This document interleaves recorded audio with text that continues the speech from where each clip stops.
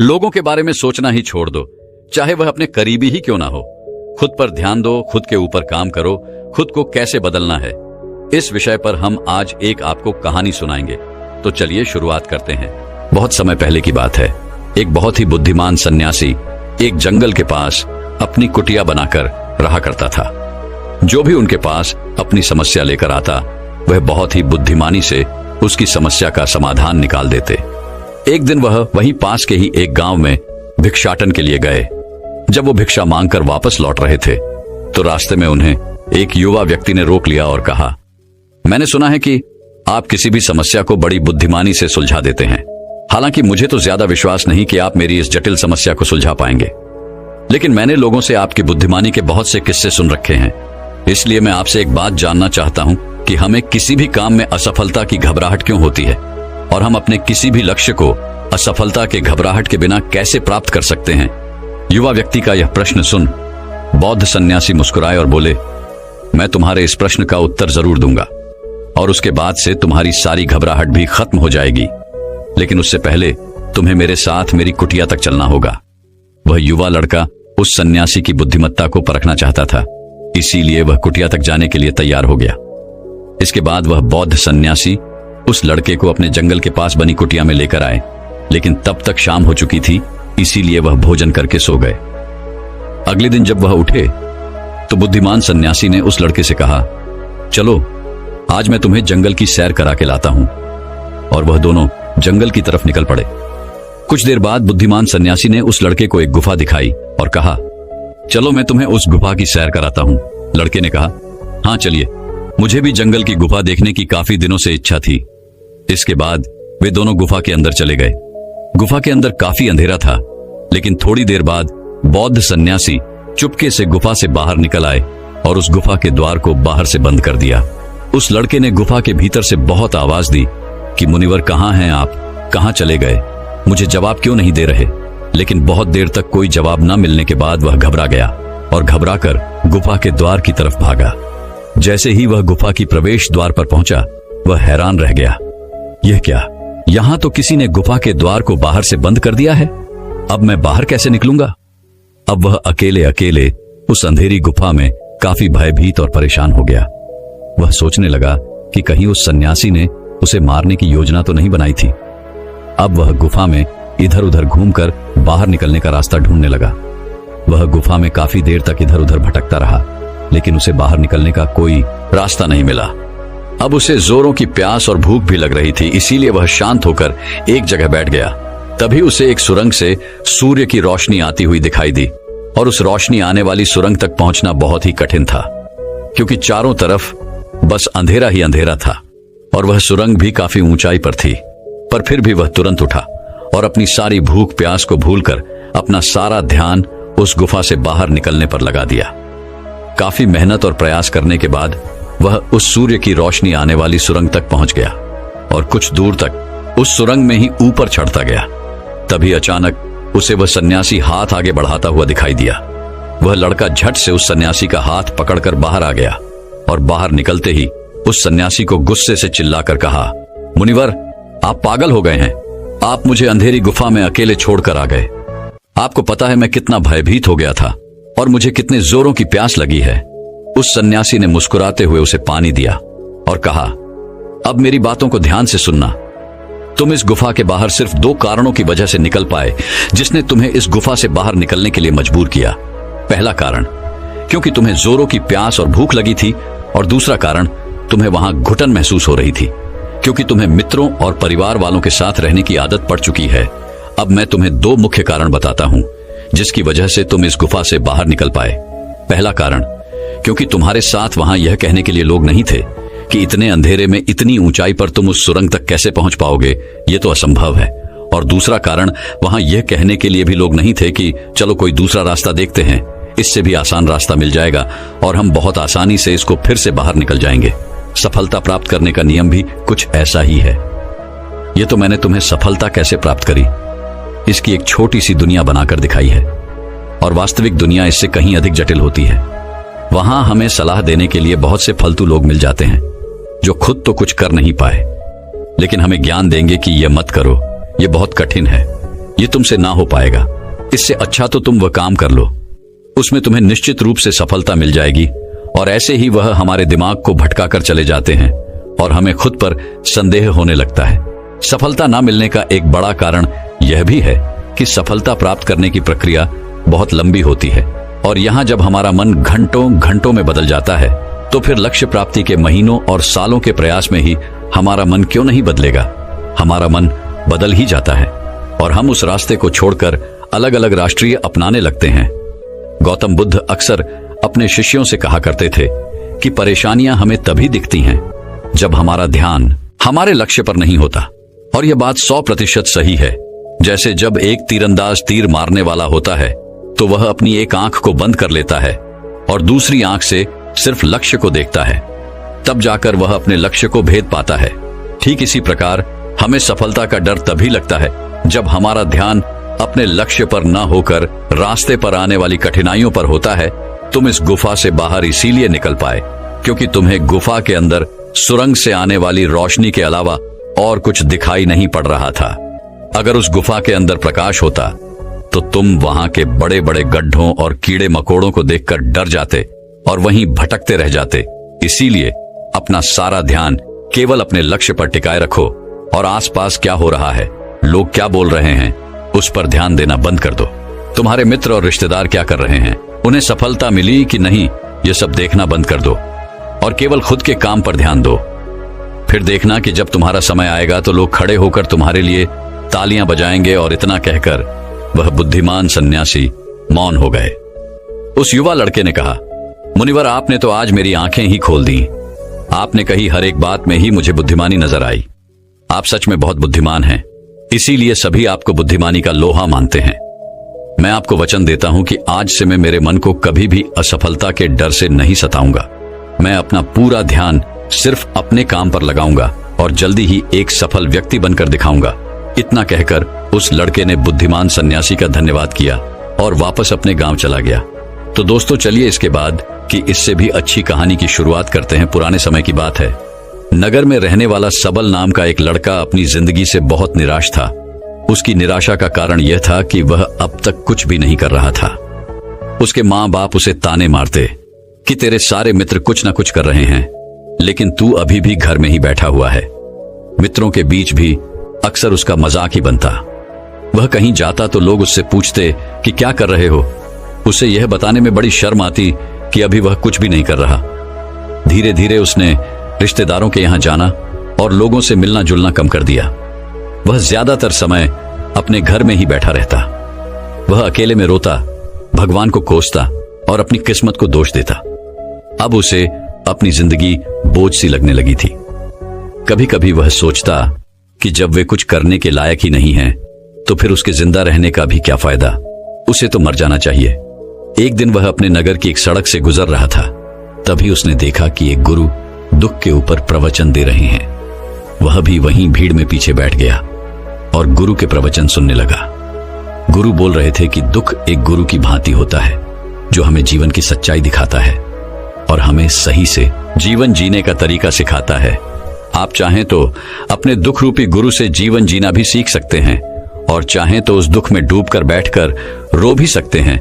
सबल भी गुरु की यह सारी बातें ध्यान से सुन रहा था, लेकिन उसे गुरु की यह बातें सही नहीं लगी। उसने खड़े होकर कहा, दुख कुछ भी सीखा कर नहीं जाता, सिर्फ पीड़ा देकर जाता है। दुख की पीड़ा अनंत होती है। ऐसा लगता है इसके बाद कुछ भी नहीं होने वाला, कुछ भी नहीं मिलने वाला। मृत्यु भी उसके सामने छोटी लगने लगती है। गुरु ने कहा, आखिर क्या दुख है तुम्हें? सबल ने अपना सारा दुख गुरु के समक्ष कह सुनाया और पूछा, क्या आपके पास मेरे इस दुख का कोई समाधान है? गुरु मुस्कुराए और बोले, जिस दिन तुम्हारे पास सच्चा दुख आए उसी दिन मेरे पास लौट कर आना, मैं तुम्हारे दुख का समाधान अवश्य करूंगा। इतना कहकर गुरु वहां से चले गए। सबल ने सोचा, क्या मेरा दुख सच्चा नहीं है? क्या जिस दुख से मैं गुजर रहा हूं वो झूठा है? कोई भी मेरे दुख को नहीं समझ सकता। जब माँ बाप नहीं समझ पाई तो गुरु क्या समझेंगे? अपने दुखों से परेशान होकर सबल ने एक निर्णय लिया कि अब वह कुछ करके दिखाएगा। उसने एक छोटा सा व्यापार शुरू किया, लेकिन उसमें उसे सफलता नहीं मिल रही थी। पर उसके घर वाले खुश थे कि वह कुछ तो प्रयास कर रहा है। वह अपने व्यापार में जुटा रहा और उसे धीरे धीरे सफलता भी मिलने लगी। फिर उसने रफ्तार पकड़ ली और सिर्फ 3 साल के अंदर ही वह एक बड़ा व्यापारी बन गया। अब सबल के चारों तरफ ऐसे बहुत से लोग थे जो उसकी चिंता करते थे, उसे पसंद करते थे, उसके काम की प्रशंसा करते थे। अब उसके घर वाले भी उसकी प्रशंसा करते नहीं थकते थे। दिन प्रतिदिन उसके मित्रों की संख्या बढ़ती जा रही थी। अब वह अपनी जिंदगी से बहुत ही खुश था। उसके कुछ मित्रों ने उसे सलाह दी कि जब तुम बड़े व्यापारी बनकर इतने खुश हो तो सोचो कि अगर तुम इस नगर के, इस राज्य के सबसे बड़े व्यापारी बन जाओ तो तुम्हारे पास कितना सुख होगा, कितने लोग तुमसे जुड़ना चाहेंगे, तुम्हारा कितना नाम फैलेगा, स्वयं राजा भी तुमसे मित्रता करना चाहेंगे और जरूरत पड़ने पर तुमसे ही धन उधार लेंगे। मित्रों की यह बात सबल के मन में घर कर गई। अब उसने और भी धन कमाने का प्रयास शुरू कर दिया, लेकिन उसे यह सब कुछ बहुत ही जल्दी चाहिए था। वह यह सब कुछ प्राप्त करने में अपना ज्यादा समय बर्बाद नहीं करना चाहता था। इसीलिए उसने ऐसे भी कार्य करने शुरू कर दिए जो उचित नहीं थे। उसने बड़ी मात्रा में अपने मित्रों से धन उधार लेना शुरू कर दिया। ज्यादा मुनाफा कमाने के लालच में अपने सामान में मिलावट करने लगा। उसने दूसरे व्यापारियों के खिलाफ षड्यंत्र भी रचे, उन्हें डराया धमकाया। जैसा जैसा उसके मित्र उससे कहते गए वह वही करता गया। वही इन तरीकों से ज्यादा धन तो कमा रहा था, लेकिन अब उसके जीवन में सुकून ही रह गया था। उसके मन की शांति गायब हो गई थी। उसे रातों में नींद नहीं आती थी। वह किसी उधेड़बुन में लगा रहता था। सुख सदन की सारी वस्तुएं होने के बाद भी उसे किसी में सुख नहीं मिल रहा था। एक दिन सबल अपनी गाड़ी में सवार होकर कहीं जा रहा था। तभी रास्ते में उसे गुरु का आश्रम दिखा। वह रुक गया। वह गुरु के पास जाकर बोला, गुरुदेव, आपने कहा था कि जब तुम्हारे जीवन में सच्चा दुख आए तब मेरे पास आना। अब मैं बहुत दुखी हूं। मेरे रातों की नींद गायब हो गई है। मुझे कहीं सुकून नहीं मिल रहा। इस तरीके से सबल ने अपनी सारी समस्या गुरु के सामने कह सुनाई। गुरु ने कहा, जब तुम मुझसे पहली बार मिले थे तब भी तुम किसी दुख में थे। तुमने उस दुख से क्या सीखा? सबल ने कहा, मैंने सीखा कि सिर्फ सोचने और चिंता करने से कुछ नहीं होता। अपनी सोच को सच करने के लिए कर्म करना पड़ता है, और सिर्फ कर्म करने से भी कुछ नहीं होता। अपने कर्म को अंतिम पड़ाव तक ले जाना भी आवश्यक होता है। चाहे रास्ते में कितनी ही मुश्किलें आए, मन कितना ही निराश हो, कितना ही लगे कि अब आगे कुछ भी नहीं होने वाला, तब भी यह मानकर चलो कि मैं जो भी कर रहा हूं उसमें सफल अवश्य होऊंगा। लोग सिर्फ सफल व्यक्ति को ही सम्मान देते हैं। फिर चाहे कोई कितना ही अच्छा क्यों ना हो, वह लोगों की नजरों में बोझ ही होता है। यह सब सुन गुरु मुस्कुराए और बोले, यह असली दुख नहीं है। जब तुम्हारे जीवन में असली दुख आए तब मेरे पास आना, मैं उसका समाधान अवश्य करूंगा। सबल ने जाते समय गुरु को सोने के सिक्कों से भरा एक घड़ा भेंट किया। घड़ा देखकर गुरु ने कहा, यह मेरे किसी काम का नहीं, इसे उस पेड़ के नीचे गड्ढा खोद कर दफना दो।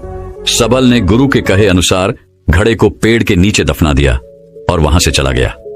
कुछ दिनों तक तो व्यापार अच्छी तरक्की कर रहा था, लेकिन गलत व्यापार की वजह से ही धीरे धीरे उस व्यापार में घाटा होने लगा। उसकी सारी धन संपदा धीरे धीरे खत्म होने लगी और एक दिन ऐसा आया जब उसके पास कुछ भी नहीं बचा और वह कर्जे से भर चुका था। लेकिन वह निश्चिंत था क्योंकि उसने सारा कर्ज अपने मित्रों से ही लिया था। वह सोचता था कि उसके मित्र बुरे समय में उसका साथ देंगे, लेकिन ऐसा कुछ भी नहीं हुआ। बुरा समय आते ही मित्रों ने ही सबसे पहले अपना उधार मांगना शुरू किया और उधार वापस न करने पर जान से मारने की धमकी भी दी। उसके शुभ चिंतक, उसे चाहने वाले सब उससे दूर हो गए। उसके वो मित्र जो उसके साथ मौज मस्ती किया करते थे अब उससे दूर भागने लगे। उसके परिवार वाले उसे उसकी गलतियां और कमियां गिनाने लगे। उसकी सारी संपत्ति नीलाम हो गई और उसके पास कुछ भी नहीं बचा। उसने अपने पिता से सहायता मांगी तो पिता ने कहा, मेरे पास यह थोड़ी सी ही संपत्ति है, अगर मैं यह भी तुम्हें दे दूंगा तो तुम्हारी मां को कहां रखूंगा? यह संपत्ति ही हमारा आखिरी सहारा है। सबल के भीतर बहुत गहरा दुख था। उसके आसपास ऐसा कोई भी नहीं था जो उसके दुख को समझ सके, उसे संभाल सके। लोगों से मिले इस धोखे और विश्वासघात की वजह से ही वह अंदर तक टूट गया। उसे लगने लगा, अब जीने का क्या मतलब? अब तो मृत्यु ही एकमात्र सहारा है। वह आत्महत्या करने एक पहाड़ी की तरफ जा रहा था कि तभी उसे याद आया, गुरु ने कहा था, जब तुम्हारे जीवन में असली दुख आए तब मेरे पास आना। सबल गुरु के पास गया और अपना सारा दुख कह सुनाया। वह आंखों में आंसू भरकर बोला, मेरे इस दुख का समाधान कीजिए गुरुदेव। गुरु ने कहा, जब तुम्हारे जीवन में असली दुख आए तब मेरे पास आना, मैं उसका समाधान अवश्य करूंगा। सबल ने कहा, अभी जो मेरे जीवन में घट रहा है वह दुख नहीं है। आखिर असली दुख होता क्या है गुरुदेव? गुरु ने कहा, सबसे पहले तुम यह बताओ कि तुमने अपने इस दुख से क्या सीखा। सबल ने कहा, मैंने सीखा कि जो लोग हमारी सफलता, हमारी तरक्की की वजह से हमारे जीवन में आए हैं वह हमें धोखा अवश्य देंगे, क्योंकि वह बुरे समय में हमारे साथ खड़े नहीं होंगे। वह केवल अच्छे समय में हमारा फायदा उठाएंगे और बुरे समय में छोड़कर चले जाएंगे। भरोसा केवल उन्हीं लोगों पर करना चाहिए जो हमारे बुरे समय में, असफलता के समय में हमारे साथ खड़े रहते हैं। लेकिन ऐसे लोग बहुत ही कम होते हैं, पर जिसके पास होते हैं उन्हें उनकी कद्र करनी चाहिए, उनका अपमान नहीं करना चाहिए। मैंने यह भी सीखा कि कभी किसी के खिलाफ षड्यंत्र नहीं करना चाहिए, ईमानदारी और धैर्य के साथ अपना काम करना चाहिए और कभी लालच नहीं करनी चाहिए। अपना सारा दुख और अनुभव बताने के बाद सबल आंखों में आंसू भरकर गुरु के सामने बैठा रहा। थोड़ी देर बाद गुरु उठे और उस पेड़ के नीचे गड्ढा खोदकर वह घड़ा बाहर निकाला जो सोने के सिक्कों से भरा हुआ था और उस सबल को दे दिया और कहा, जब तुम्हारे जीवन में असली दुख आए तब मेरे पास आना। सबल ने गुरु को धन्यवाद दिया और उन्हें प्रणाम कर वहां से चला गया। उसने उस घड़े से एक छोटा व्यापार शुरू किया और वह एक छोटा व्यापारी बनकर भी खुश था। उसने पूरी लगन और ईमानदारी से व्यापार किया। देखते ही देखते वह अपने नगर का फिर एक बड़ा व्यापारी बन गया। उसका जीवन खुशियों और सुविधाओं से भर गया। लेकिन कोई कितना भी अच्छा हो, कितना भी अच्छा काम करे, दान करे, लोगों की मदद करे, लेकिन जीवन में दुख तो आता ही है। तो सबल के जीवन में भी दुख आया। उसके माता पिता एक ही दिन में मृत्यु को प्राप्त हो गए। सबल अपने माता पिता से बहुत प्रेम करता था, इसलिए उसे उनकी मृत्यु से बहुत गहरा आघात पहुंचा। वह उन दोनों के पार्थिव शरीर को शमशान घाट ले गया, जहां उनकी अंतिम क्रिया की गई। वहां उसने अपने माता पिता के शरीर को जलते हुए देखा तो उसका मन बेचैन हो गया। उसके अंदर बहुत से प्रश्न उठने लगे। वह घर वापस आया तो उसने अपने माता पिता के घर और संपत्ति को देखा, जिसके लिए उसके पिता हमेशा लड़ते रहते थे। आज वो लावारिस पड़ी है। आज उसकी देखरेख करने वाली, उसके लिए लड़ने वाली इस दुनिया से ही चले गए। उसके पिता ने जो भी कमाया था, जो भी बनाया था, वह सब यही रह गया था। एक दिन पहले तक किसी से भी अपनी संपत्ति के लिए लड़ जाने वाले उसके पिता आज खुद इस दुनिया से अलविदा हो गए थे। उसका मन इसी तरह के अनेक विचारों के बवंडर में फंसा हुआ था। उसे अंदर से अकेलापन और डर महसूस हो रहा था। उसे कुछ खालीपन सा महसूस हो रहा था। उसे लग रहा था कुछ तो है जिसे वो समझ नहीं पा रहा। इसीलिए वो गुरु के पास गया। उसे देखते ही गुरु ने कहा, क्या जीवन में कोई दुख है? सबल ने कहा, वैसे तो जीवन में कोई दुख नहीं है गुरुदेव, सब सुख है, सब अच्छा चल रहा है। लेकिन आज मेरे माता पिता की मृत्यु हो गई। इस घटना से मेरा मन बहुत दुखी और बेचैन है। गुरु ने कहा, इसमें दुखी होने वाली कौन सी बात है? एक दिन तो सभी के प्रियजनों को मरना ही है। हमेशा जीवित न तो कोई रहा है और न ही कोई रहेगा। एक दिन तो तुम्हें भी मरना ही है। हो सकता है कल ही मर जाओ या आज भी मर सकते हो। सबल ने कहा, यह आप क्या कह रहे हैं गुरुदेव कि मैं भी मर जाऊंगा? पर मैं तो अभी जवान हूं। गुरु ने कहा, इस भ्रम में तो सभी जी रहे हैं कि मृत्यु दूसरों को आती है, बूढ़ों को आती है। लेकिन बूढ़ों के सामने ही जवान मर जाते हैं, बच्चे मर जाते हैं। मृत्यु का किसी की उम्र से कोई संबंध नहीं। यह तो सबको अपना शिकार बना लेती है। गुरु की यह बातें सबल के मन में घर कर गई और वह चुपचाप वहां से चला गया। लेकिन उसका मन अभी बेचैन था, अब भी अशांत था। वह कुछ खालीपन सा महसूस कर रहा था। वह पूरे दिन अपने बारे में ही सोचता रहता कि वह कौन है, इस दुनिया में क्यों आया है। क्या सिर्फ चीजों का प्रयोग करना और मरना ही जीवन का लक्ष्य है? ऐसे ही बहुत से प्रश्न उसके मन में लगातार उठ रहे थे, लेकिन उसे अपने किसी भी प्रश्न का उत्तर नहीं मिल पा रहा था और उसका दुख दिन प्रतिदिन बढ़ता जा रहा था। इसीलिए कुछ दिनों बाद वह फिर गुरु के पास पहुंचा और बोला, गुरुदेव, मैं बहुत दुखी हूं क्योंकि मैं यह नहीं जान पा रहा कि मैं कौन हूं और इस दुनिया में क्यों आया हूं। यह सुन गुरु मुस्कुराए और बोले, आज पहली बार तुम्हारे जीवन में सच्चा दुख पैदा हुआ है।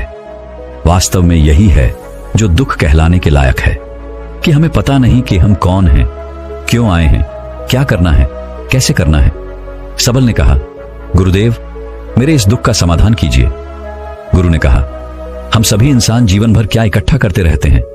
सबल ने कहा, हम सभी इंसान जीवन भर धन, संपत्ति, मान सम्मान, परिवार, मित्र, पद प्रतिष्ठा इत्यादि इकट्ठा करते रहते हैं। गुरु ने कहा, क्या इन इकट्ठा की हुई सभी चीजों में से एक भी चीज हम अपने साथ ले जा सकते हैं? सबल ने कहा, नहीं गुरुदेव, इनमें से कुछ भी साथ नहीं जाता। मेरे माता पिता के साथ भी कुछ नहीं गया, सब तो यही छूट गया, घर, परिवार, संपत्ति, सब कुछ। गुरु ने कहा, अब मेरी बातों को ध्यान से सुनना। इस दुनिया में हमें जो इकट्ठा करना चाहिए वो तो हम कभी इकट्ठा करते ही नहीं। चीजें हमारे सामने ही होती हैं, लेकिन हम उन्हें देखने का प्रयास ही नहीं करते। इस दुनिया में हमें जिस चीज को इकट्ठा करना है वह हम खुद हैं। हमें खुद को ही इकट्ठा करना है ताकि जब मृत्यु हो तो हम एक हो सके और स्वयं को पहचान सके। हम भीतर से बटे हुए हैं, प्रेम में, नफरत में, क्रोध में, जलन में, क्रूरता में, धन में, संपत्ति में, पद में, प्रतिष्ठा में, मान में, पहचान में, धर्म में, जाति में, ऐसे ही सैकड़ों हजारों चीजों और वासनाओं में हम बटे हुए हैं। हम टुकड़ों में जीवन जी रहे हैं। इस बंटवारे की वजह से हमारी चेतना कभी एक नहीं हो पाती। हमारी चेतना शक्ति बिखर गई है, इसलिए हमारे पास इतना भी समय नहीं है, इतनी भी ऊर्जा नहीं है कि हम मुड़कर एक बार अपने भीतर देख सकें। वास्तव में जिस धन की कमी, सुविधाओं की कमी, मान सम्मान की कमी को लोग दुख समझते हैं और जीवन भर उसे दुख दुख बोलकर रोते रहते हैं और उनका समाधान खोजने का प्रयास करते रहते हैं, उन्हें उसका समाधान कभी मिलेगा ही नहीं, क्योंकि जिन्हें लोग दुख कहते हैं वो असली दुख है ही नहीं। वो तो सिर्फ इंसान की चाहत है, उसकी इच्छा है, जिसकी पूर्ति कभी नहीं की जा सकती। इसीलिए यहां व्यक्ति को ऐसे दुखों का कभी समाधान मिला ही नहीं। इसीलिए इन सब के ऊपर अगर अपने दुखों का परम समाधान चाहिए तो सबसे पहले अपने आप को इकट्ठा करो, अपनी ऊर्जा को इस संसार से वापस खींचो और एकत्रित करो। अपने ऊपर ध्यान दो, खुद पर ध्यान लगाओ। मृत्यु से पहले ही अपने आप को पहचान लो, ऐसे ही बिखरे हुए मत चलो। सबल ने कहा, तो क्या गुरुदेव हमें यह संसार छोड़ देना चाहिए? अपनी सभी इच्छाओं को मार देना चाहिए? किसी से प्रेम नहीं करना चाहिए? धन संपत्ति नहीं इकट्ठा करनी चाहिए? मान सम्मान की आशा छोड़ देनी चाहिए? गुरु ने कहा, एक बिखरे हुए मनुष्य के अंदर से कामनाएं, इच्छाएं और वासनाएं ऐसे ही निकलती हैं जैसे पहाड़ से कोई पत्थर गिर रहा हो, जिस पर पहाड़ का कोई नियंत्रण नहीं है सिवाय देखने, परेशान होने और कुछ होने के। इसी प्रकार एक बिखरे हुए मनुष्य की इच्छाएं अनियंत्रित और दुखदायी होती है। उसका अनियंत्रित मन कुछ भी इच्छाएं और कल्पनाएं करता रहता है और दुखी होता रहता है। लेकिन जब व्यक्ति एकत्रित हो जाता है तो वह जो भी करता है सब उसके नियंत्रण में रहता है, तब इच्छाएं भी उसकी इच्छा से निकलती हैं। सबल ने कहा, गुरुदेव आपने मेरे सच्चे दुख का समाधान कर दिया। आपका बहुत बहुत धन्यवाद। आज से मैं खुद को एकत्रित करने का प्रयास करूंगा। गुरु ने कहा, मानो शरीर में बहुत ऊर्जा है, बहुत शक्ति है और यह बेकार के कामों में भटक रह गई है, पृथ्वी की चीजों में लगी रहती है। यह ऐसा ही है जैसे कि एक अत्यंत शक्तिशाली मशीन किसी बच्चे के हाथों में दे दी गई हो और वह बिना सोचे समझे, बिना किसी नियंत्रण और जानकारी के बस इसकी शक्ति को कहीं भी बर्बाद कर रहा हो। इसीलिए अपने चेतना की शक्ति पर ध्यान दो और इसे एकत्रित करो। सबल को अपने प्रश्नों का उत्तर मिल चुका था। उसने गुरु का धन्यवाद किया और चुपचाप वहां से चला गया। दोस्तों, मैं उम्मीद करता हूं कि यह कहानी सुनने से आपके जीवन में अच्छे बदलाव आए होंगे। आपको इस वीडियो से क्या सीखने मिला ये कमेंट करके जरूर बताएं और अपने परिवार, दोस्तों या आपके करीबी इंसान के साथ ये कहानी शेयर करके उन्हें भी इस ज्ञान से परिचित करवाएं। बाकी अगर आपको ये वीडियो दिल से अच्छी लगी हो तभी इस वीडियो को लाइक कर देना और आपने अब तक इस चैनल को सब्सक्राइब न किया हो तो चैनल को सब्सक्राइब भी जरूर कर देना। आपका हर दिन शुभ हो और खुशियों से आपका जीवन भरा रहे। धन्यवाद। नमो बुद्धाय।